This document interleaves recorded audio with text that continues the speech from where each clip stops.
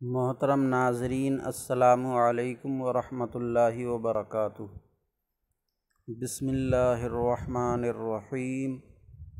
अल्हम्दुलिल्लाहि रब्बिल आलमीन वस्सलातु वस्सलामु अला मुहम्मदिन सय्यिदिल मुरसलीन व अला आलिहि व अस्हाबिहि अजमईन। अल्लाहुम्मा फ़्तह अलैना हिकमतक वंशुर अलैना रहमतक या ज़ल जलाली वल इकराम। मोहतरम नाज़रीन, ये किताब फ़ैज़ुल अदब हिस्सा दोम है। इस किताब को आज हम शुरू कर रहे हैं और इंशाअल्लाह सबक़न इसको पढ़ेंगे। आज इसमें हमारा सबसे पहला सबक है, तो इस किताब को हम पेशे लफ्ज़ से शुरू कर रहे हैं। पेशे लफ्ज़। किताब शुरू करने से पहले मुसन्निफ़ीन कुछ कहना चाहते हैं, तो उसको पेशे लफ्ज़ से बयान करते हैं। पेशे लफ्ज़। किताब शुरू करने से पहले किताब से मुताल्लिक़ या वो किताब जिस फ़न में लिखी गई है उस फ़न से मुताल्लिक़ या कुछ अपनी और राय मुसन्निफ़ ज़ाहिर करना चाहते हैं, तो उसको पेशे लफ्ज़ से मुसन्निफ़ बयान करते हैं। तो इस पेशे लफ्ज़ से शुरू करने की वजह हमारी ये है कि इसमें कुछ मुफ़ीद बातें मुसन्निफ़ अलैहिर्रहमा ने बयान की हैं, जो हमारे लिए और तलबा के लिए फ़ायदेमंद रहेंगी। तो शुरू करते हैं। हमारे मुल्क में मुब्तदी बच्चों के लिए, मुब्तदी बच्चे इब्तिदाई तलबा, मुब्तदी बच्चों के लिए अरबी रसाइल बहुत कुछ लिखे जा चुके हैं। अरबी के रिसाले बहुत लिखे जा चुके हैं, बहुत सारी किताबें हैं अरबी में। ऐसी सूरत में किसी इब्तिदाई रिसाले की तरतीब की ज़रूरत न थी, क्योंकि बहुत सारे लिखे जा चुके हैं अरबी में। लेकिन बई हमा फ़ैज़ुल अदब के हिस्स मुरत्तब किए गए। ऐसा क्यों हुआ? तो अरबी में बहुत सारे रिसाले लिखे जा चुके हैं। जब बहुत सारे रिसाले थे ही अरबी में, तो ये अरबी का एक और रिसाला फ़ैज़ुल अदब हिस्सा अव्वल या दोम क्यों लिखा गया? क्या ज़रूरत थी इसकी, जब बहुत सारे रिसाले थे ही? तो इसका जवाब क्या है? इसका जवाब आपको फ़ैज़ुल अदब के औराक़ देंगे। इसका जवाब देने की किसी को ज़रूरत नहीं, बल्कि ये ख़ुद ब खुद जब फ़ैज़ुल अदब को पढ़ा जाएगा या पढ़ लिया जाएगा, तो फ़ैज़ुल अदब ही बता देगी कि अरबी के बहुत सारे रिसाले होने के बावजूद ये फ़ैज़ुल अदब हिस्सा अव्वल दोम क्यों लिखे गए। तो इसमें ऐसी खूबियाँ हैं फ़ैज़ुल अदब हिस्सा अव्वल दोम में, जो दूसरे अरबी रिसालों में नहीं है। तो फ़ैज़ुल अदब के औराक़ देंगे, यानी इस किताब की खूबी और इस किताब में जो मज़ामीन सहल अंदाज़ में पेश किए गए हैं, वो अरबी के दूसरे रसाइल में नहीं किए गए हैं। हमने असबाक़ की तरतीब में दर्जे झैल उमूर का लिहाज रखा है, जो अरबी के दूसरे रसाइल में नहीं है। तो मतलब ये हुआ कि अरबी में बहुत सारे रिसाले लिखे जा चुके थे, उसके बावजूद भी फ़ैज़ुल अदब के हिस्से मुरत्तब किए गए, इस वजह से कि अरबी के वो रसाइल जो लिखे जा चुके अपने मकसद में कामयाब नहीं थे, उनमें तलबा के लिए आसानी नहीं थी। तलबा उनसे अरबी का उर्दू में तर्जमा और उर्दू से अरबी बनाने पर कुदरत और महारत हासिल नहीं कर सकते थे।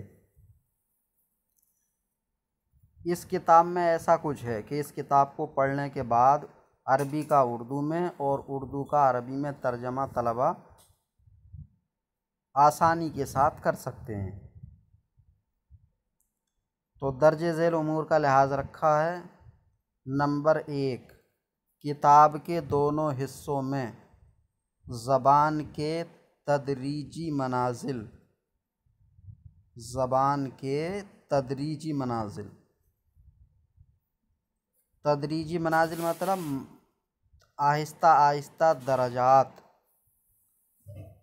मसलन मुब्तदा ख़बर ज़बान में बोला जा रहा है तो पहले मुब्तदा ख़बर दोनों तन्हा, फिर आगे बढ़े तो मुब्तदा मुज़ाफ़ मुज़ाफ़िले से मिलकर बना दिया, और कुछ बढ़े मुब्तदा मौसूफ़ सिफ़त से मिलकर बना दिया। ख़बर को ऐसे ही रखा। फिर जब ये दोनों बातें आ गईं उसके बाद में ख़बर में भी इजाफ़ा कर दिया कि ख़बर मुज़ाफ़िले से मिलकर या मौसूफ़ सिफ़त से मिलकर। तो इस तरीक़े से बहुत ही आसानी के साथ तदरीजी मनाजिल तय किए हैं। ये नहीं कि एक ही दम मुब्तदा का बयान आ गया तो मुब्तदा में चाहे तो वो मुब्तदा मुज़ाफ़िले से मिलकर हो या मौसूफ़ सिफ़त से मिलकर हो या तन्हा मुब्तदा हो या इसमें इशारा मुशार इलैहि से मिलकर मुब्तदा हो, ऐसा कुछ नहीं है। बल्कि एक सबक मुब्तदा और ख़बर दोनों का तन्हा है कि मुब्तदा भी अकेला है और ख़बर भी अकेली है। फिर अरबी की इस तरह मशक़ देने के बाद फिर इसकी उर्दू से मशक़ कराई, अरबी बनवाई, फिर उसके बाद में इस मुब्तदा इसमें इशारा मुशार इलैहि से मिलकर बना दिया, फिर उसकी उर्दू में मशक़ कराई, फिर मुज़ाफ़िले से मिलकर बना दिया, फिर मौसूफ़ सिफ़त से मिलकर बना दिया, फिर ख़बर पर आ गए, ख़बर को मुज़ाफ़िले से मिलकर पेश किया, मौसूफ़ सिफ़त से मिलकर पेश किया। तो इस तरीक़े से बड़ी आसानी और सहल अंदाज़ के साथ तदरीजी मनाजिल जो ज़बान के होते हैं उनको तय किया है। किताब के दोनों हिस्सों में ज़बान के तदरीजी मनाजिल कुछ इस तरह मलहूज़ रखे गए हैं कि मुब्तदी आसानी से मुश्किल की जानिब बिला एहसास बढ़ता रहे। इब्तदाई तालिब इल्म मुश्किल की जानिब आसानी से बढ़ता रहे और उसको एहसास भी ना हो, और आहिस्ता आहिस्ता अच्छी खासी अरबी सीख ले। ये है, यही बात है कि फैज़ुल अदब हिस्सा अव्वल पढ़ने के बाद ही अच्छी खासी अरबी आ जाती है और उर्दू का अरबी में, अरबी का उर्दू में तर्जमा करना सीख जाता है। नंबर 2, बाज़ असबाक़ के मज़ामीन,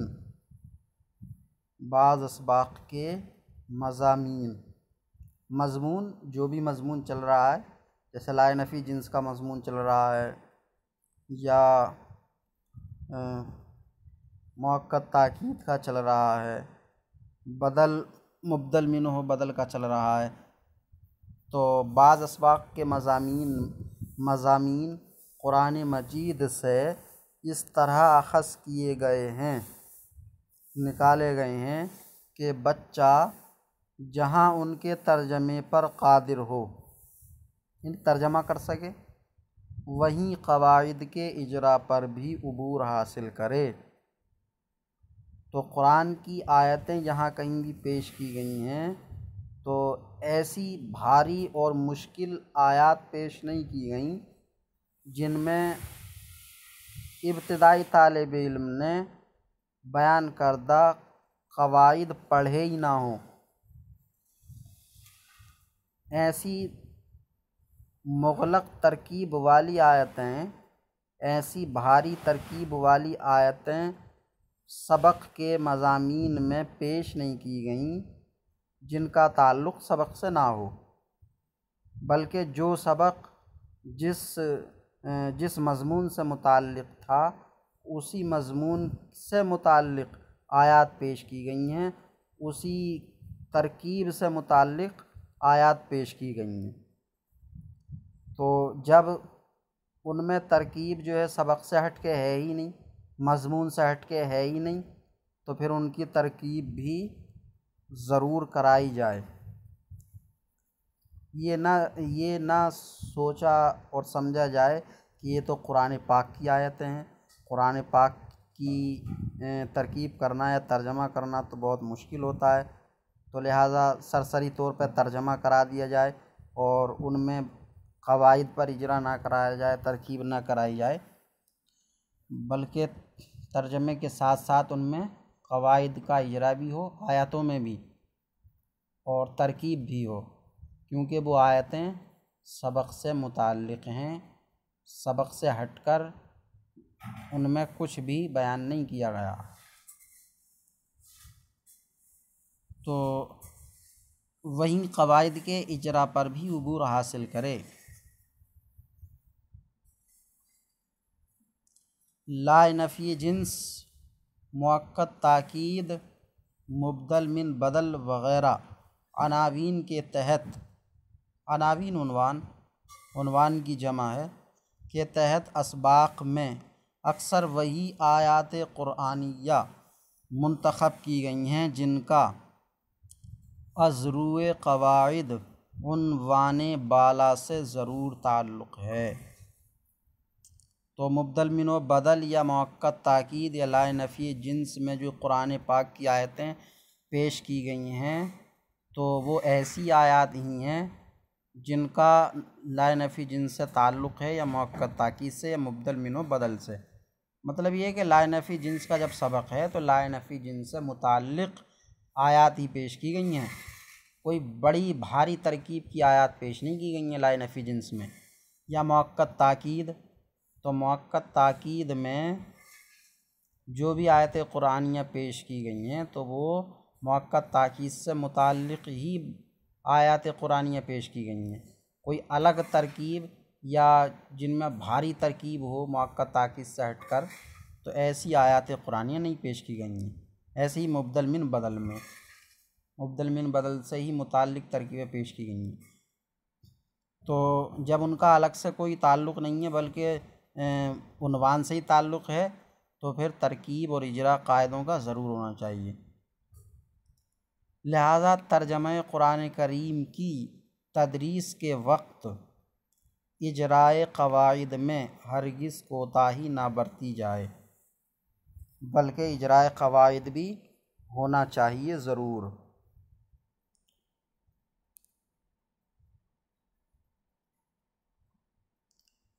नंबर 3, अरबी अदब के दूसरे रिसाले सिलात बताने से या तो बिल्कुल ख़ामोश हैं। दूसरे रिसाले, जो अरबी के दूसरे रिसाले लिखे गए हैं, तो उनमें सिलात बिल्कुल बयान किए ही नहीं गए। सिलात, ये सिला की जमा है। सिला कहते हैं, एक तो मौसूल सिला वाला सिला होता है, और एक सिला जो फ़ेल के साथ हर्फ़ जार इस्तेमाल किया जाता है उसको भी सिला कहते हैं।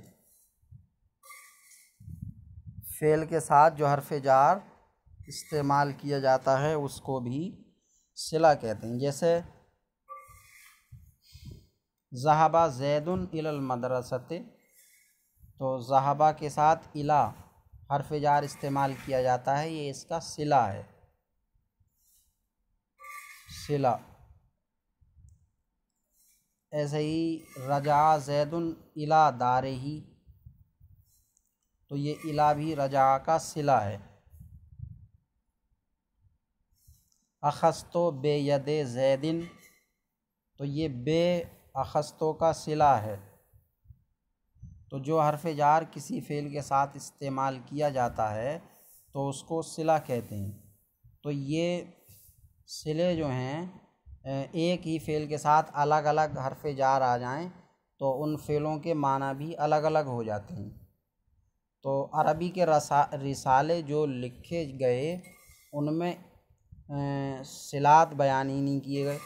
क्या इस फ़ेल का इस सिले के साथ ये माना है, इस फ़ेल का इस सिले के साथ ये माना है, इस फ़ेल का इस सिले के साथ ये माना है, या तो बिल्कुल बताया ही नहीं गया, या उन्होंने सरसरी तौर पर इस तरह बता दिया कि तलबा में उससे दिलचस्पी पैदा नहीं होती। सरसरी तौर पर यूँ ही बता दिया। हालात सिलात और उनके इस्तेमाल का तरीक़ा जानना एक ज़रूरी अम्र है। हाँ, कि कौन सा सिला किस फ़ेल के साथ कौन सा सिला आएगा तो क्या माना होगा, इस फ़ेल के साथ ये सिला है तो क्या माना होगा, इस फ़ेल के साथ ये सिला है तो क्या माना होगा। ये जानना एक ज़रूरी बात है, क्योंकि एक ही माना याद हो तो वो हर सिले के साथ वही कर देगा। ये मालूम ना हो कि इसका माना इस सिले के साथ ये है और इसी का माना दूसरे सिले के साथ ये है और इसी का माना तीसरे सिले के साथ ये है। तो अगर ये पता नहीं होगा तो वो हर जगह एक ही तर्जमा करेगा जो भी याद हो उसको। तो इसलिए हालात सिलात और उसके इस्तेमाल का जानना ज़रूरी है, ताकि वो ये देख ले कि फ़ेल के साथ कौन सा सिला है और इस सिले के वक्त इसका क्या तर्जमा किया जाता है। तो जब ये मालूम होगा तो जो सिला भी उस फ़ेल के साथ इस्तेमाल किया गया होगा वही तर्जमा करेगा वो, जो कि होना चाहिए। तो हालात सिलात और उनके इस्तेमाल का तरीक़ा जानना एक ज़रूरी अम्र है, क्योंकि एक ही फ़ेल मुतअद्दिद सिलात और मुख्तलिफ मुताल्लिक़ात और सिलात एक ही बात है। मुतअद्दिद सिलात और मुख्तलिफ मुताल्लिक़ात की इआनत से, इआनत मतलब मदद, मदद से गोनागूं किस्म किस्म के, गोनागूं किस्म किस्म के माना ज़ाहिर करता है। दर्जे झैल में ज़रबा के ताद्दुद माना पर गौर फरमाएं अलग अलग सिले से, कि ज़रबा का माना मारना है, लेकिन ये कब है, जब बग़ैर सिले के हो या कौन सा सिला इसके साथ हो। तो इसमें यही बयान किया गया कि ज़रबा का ये सिला हो यानी ये हरफ जार हो इसके साथ तब ये माना है, और इसी ज़रबा का ये सिला हो यानी ये हरफ जार हो इसके साथ में तो ये माना है। तो झैल में ज़रबा के ताद्दुद माना के ताद्दुद पर गौर फरमाएं। आज का हमारा सबक इतना ही है। अल्लाह ताला से दुआ है कि सबक समझने और याद करने की तौफ़ीक़ अता फ़रमाए। अस्सलामु अलैकुम व रहमतुल्लाहि व बरकातुहू।